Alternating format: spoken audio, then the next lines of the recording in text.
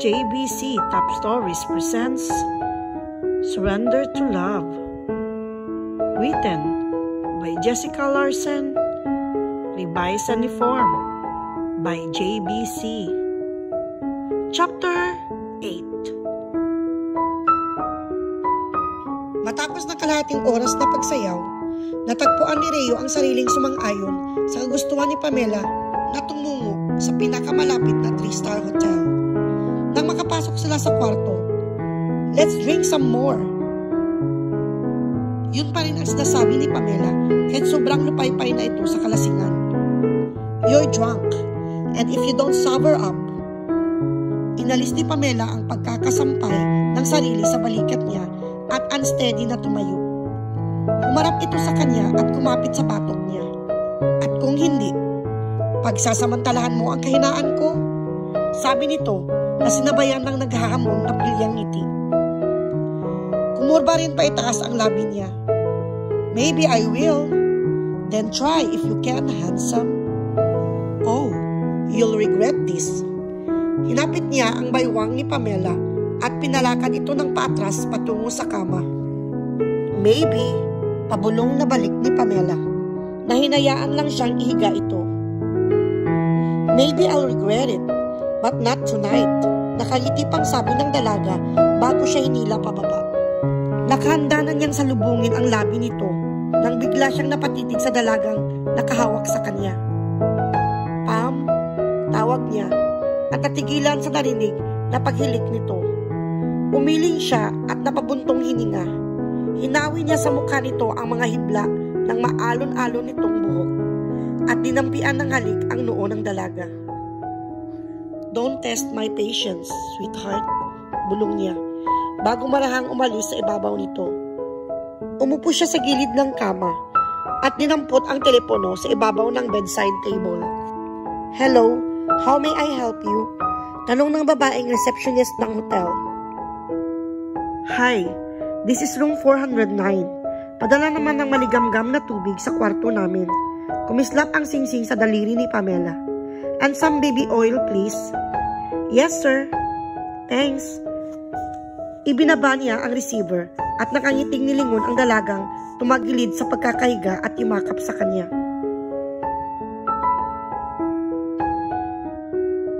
Sikat ng araw na tumagos sa magkapatong na puti at berdeng see-through curtain ang gumising kay Pamela.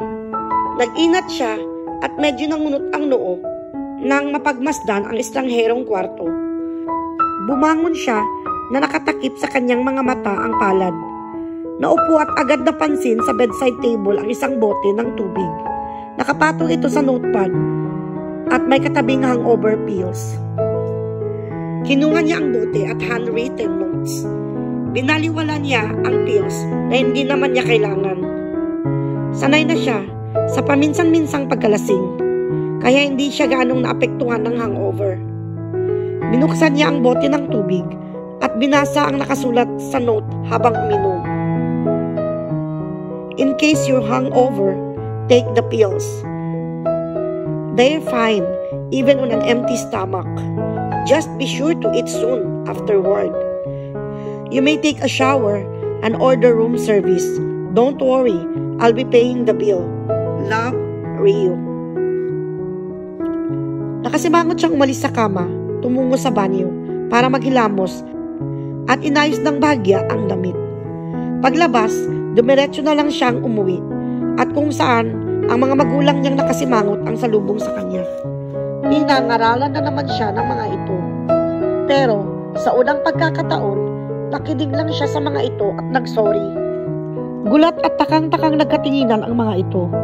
Madalas kasi nagdadahilan siya. Pero sa pagkakataong iyon, wala siyang gana.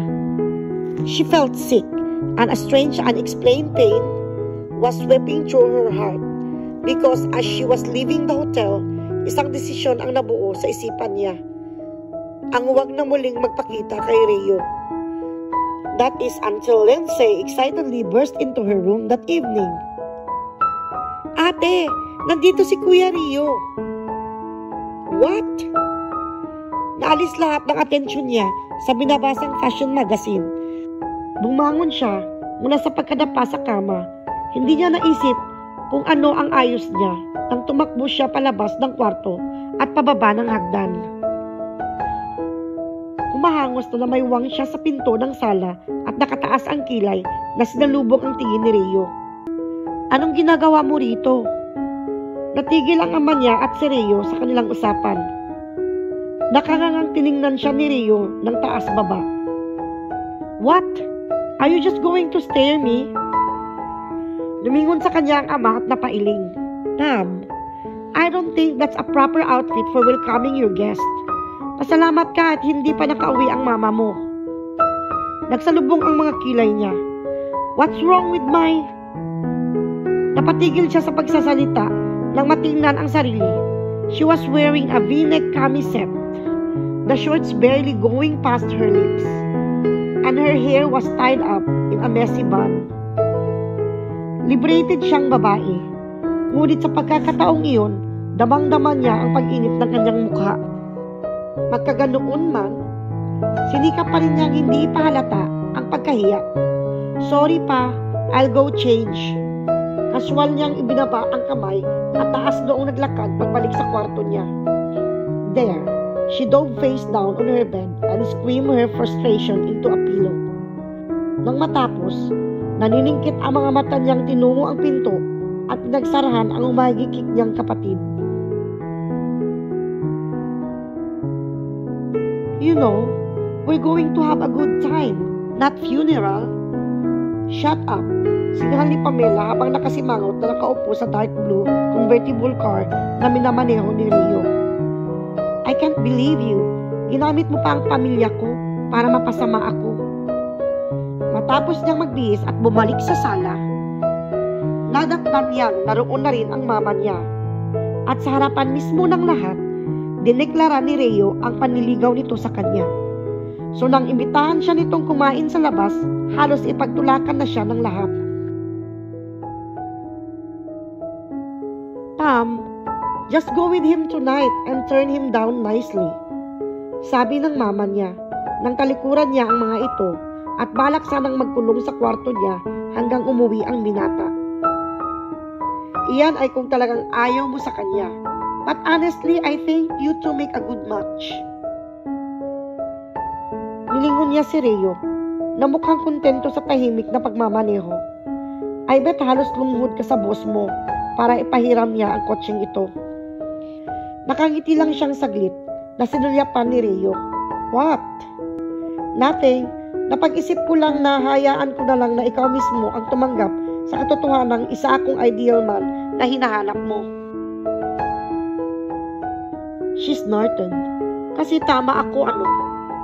Muli siyang sinulyapan ni Rheo. Pam, relax. I'm not gonna eat you. May pilyong ngiting sumilay sa labi nito. Not yet. Dugtong nito bago pinarada ang kotse sa parking lot ng The Buzz. Isang popular music bar malapit sa subdivision nila. Minsan pa lang siyang nakapasok sa loob ng music bar at hindi na binalikan. It was a 2-story building popular for its soft rock pop and oldie music. It was too cozy and maybe a bit too cheesy for her taste. Subalit ngayon, wala na siyang pakialam, and all she wanted now was for the night to end. Because Rheo was right. She felt tense. How was she going to spend the night looking at his attractive face without losing it? The mere thought made her panic. That and the ring na alam niyang si Rheo ang umalis.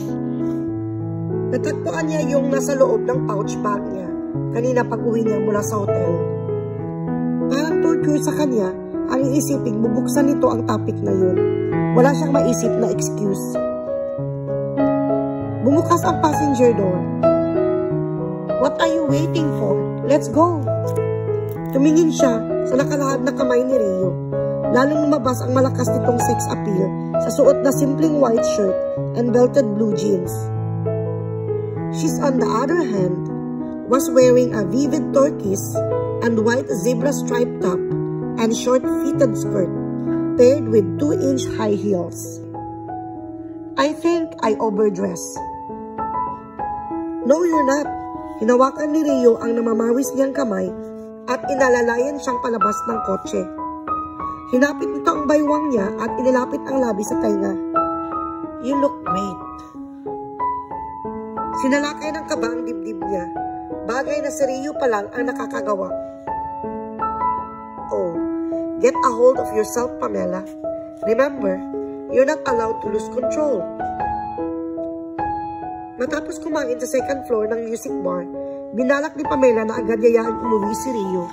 Dahil sa cozy ambience ng bar, lalo siyang nagiging aware sa presensya nito.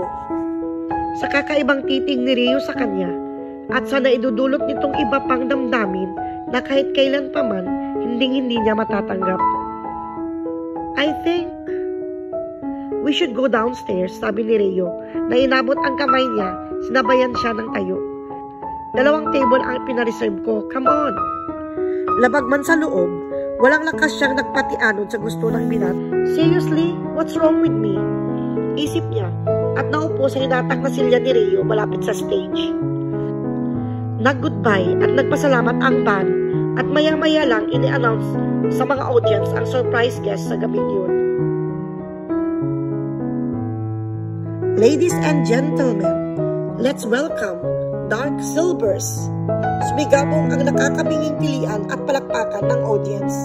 Kasabay ang pagpapakita ng 6 na member ng international boy band. Maging siya ay nanlaki ang mga matang napatingin kay Rio na kalmadong nagbigay ng order sa waiter. How about you, ma'am? Medyo malakas ang tanong sa kanya ng waiter dahil sa lalong nag-ingay ang mga customers. Ma'am, inalis niya ang mata sa nagsisimulang tumugtog na bandang absent-minded na tumingin sa waiter. Same as him, tumango ang waiter at umalis. Nakabalik na ito at inilapag sa mesa nila ang may kalakasang alcoholic drink bago siya natauhan. Hinablot niya ang kamay ni Rio na noon lang niya napansing aliw na nakatitig sa kanya. Humugot siya ng malalim na hininga, uminom, at pilit binalik ang composure bago muling tumingin kay Rio. Dark Silvers is her secret favorite band at wala sa labas ng pamilya niya ang nakakaalam. Obviously, Rio heard it from them. You knew that Dark Silvers playing here tonight, didn't you? Malambot ng ngiti ang sinagot sa kanya ni Rio at tila biglang nagpahilo sa kanya. You think you can seduce me that way? Think again. Suddenly feeling very thirsty, Pamela grabbed her glass and hurriedly gulped it down. Subalit, hindi pa niya nauubos ang iniinom nang tumayo si Rio at umikot sa tabi niya. May I have this dance? Bulong nito na parang kuryenteng dumiretso sa puso niya. Napalunok siya at alangang tumingin sa seryosong mukha ng binata. Please, parang may kung anong-anong hiwaga sa tinig nito ang nagtulak sa kanya para abutin ang nakalahad nitong kamay. Eksaktong pasimula ang bagong awitin nang marating nila ang gitna ng dance floor. As the lights rotated slowly, the songs Miss Listen softly echoed in the bar. Suddenly, everything went too silent, at least for them, who held each other close, feeling every word of the song as they looked into each other's eyes. Pareho silang tahimik at nagsimula ng dahan-dahang sumayaw sa musika. At ganoon na lang ang pag-alam ng pakiramdam ni Pamela nang inilapit ni Rio ang labi sa tainga niya at sinabayan ang kanta. Saglit na nag-alangan si Pamela pero parang may magnet na nagtulak sa kanya para lubusang isandal ang mukha sa balikat ng binata. Nagpatuloy naman ito sa madamdaming pagbigkas ng mga likiro sa kanta na noong mga oras na yon ay talagang pinaniniwalaan niya. Sa pagkakataong iyon, inangat ni Pamela ang mukha. Maybe it was the soft gentle light or maybe it was the alcohol clouding her judgment. Pero sa oras na yon, isa lang ang malakas na isinigaw ng puso at isipan niya. Kiss the lips of a man singing along to the song which unified inside her heart and mind. And so, exactly at the line where the vocalist said, "Let me taste the lips I've been wanting to kiss," Pamela's lips touched Rio's. Nagantihan ni Rio ang halik niya. Naramdaman ni Pamela ang kakaibang damdamin na noon lang niya nadama sa isang lalaki. It was feeling that came from the deepest part of her heart. A feeling that scared her as she pushed him off and walked out of the bar. "Pam, wait! Please don't see me anymore." Nanginginig ang tinig na hiling niya nang hindi ito matingnan ng tuwid. "Why? Just don't, please." Tinapik niya ang kamay nitong akmang humawak sa kanya at sumakay sa taxi na tumigil sa harap niya. Sa loob ng taxi, tumatak ang luha niya. Siya naaalala noong narinig na pag-usap ng ina at lola niya. Katatapos lang ng burol ng Auntie Julie niya noong 13 years old pa lang siya. Bakit ba kailangan pa niyang magpakamatay dahil sa lalaki? Umiyak na sabi ng lola niya. Nakaupo ito sa sofa ng sala kasama ang mama niya. Nagkubli siya sa kabilang bahagi ng pinto. "Intindihin na lang natin siya, ma. Iniwan siya ng lalaking nakahanda ng ikasal sa kanya." Alo naman ang mama niya, sa lola niyang lalong lumakas ang pag-ibig. Iyan pa ang mas masakit. Ang lalaking binuwisan niya ng buhay ay iniwan siya para sa ibang babae. Para sa babaeng mas mapera. "Ma," sinilip niya ang dalawa at naikuyom ang kamao sa naaalalang huling sinabi sa kanya ng tiyahin. "Pam, when you grow up, find a man richer than you, and never ever choose a man who makes you lose control of yourself." Nagangat si Pamela ng ulo at pinahid ang mga luhang lumandas sa mukha niya. At tulad ng salitang binanggit niya ng araw na yun, binuka niya ang bibig at tahimik na binigkas. "Yes, Aunt Julie, I will." "Pamela, I think you're too drunk." Malakas na sigaw sa kanya ng lalaking kasama. Tulad ng nagdaang mga araw, nasa loob na lamang siya ng club kasama ng isang lalaki. Humahalakhak siya at hinila ang lalaki patayo at sumayaw na hawak ang isang bote ng beer. How I miss this. Nang unang gabi kasama niya ang mga kabarkada, but unlike her, di kaya ng mga itong lumabas gabi-gabi. "You know, there's a better place to go."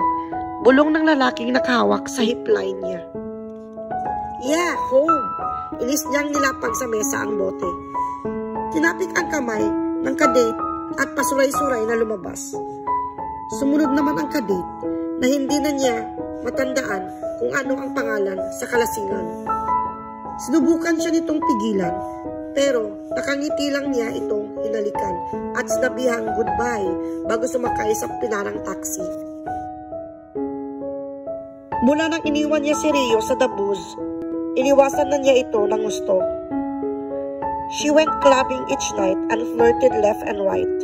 Sinubukan niyang ibalik sa dati ang lahat, pero kahit na ano pang gawin niya, lalo lang niyang nadama na isang bahagi sa puso niya ang hindi niya mapunuan. But I won't give in. To be continued in chapter 9. Thanks for listening.